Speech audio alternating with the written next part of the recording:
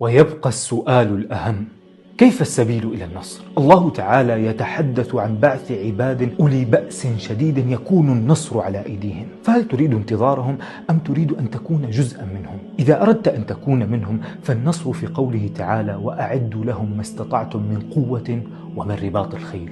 القوة المنتظرة قوة الجسد، والأهم قوة النفس. قوة الجسد تأتي بتمارين شاقة ومتعبة، ولكن قوة النفس تأتي في الخلوات التي لا يطلع عليك فيها أحد، عندما تفضل السجود بين يدي الله والاستغفار على ذنب ربما تحدثك نفسك أن ترتكبه، لأن ذنوب الخلوات بالذات هي ما جعلتنا في حالة هشاشة. لا نستطيع مواجهة الناس بسببها على أن نستطيع مواجهة العدو، وهي ما أدخلتنا في دوامة أمراض النفسية شفاؤها يبدأ بالاستغفار. الله تعالى يقول: ويا قوم استغفروا ربكم ثم توبوا إليه يرسل السماء عليكم مدرارا ويزدكم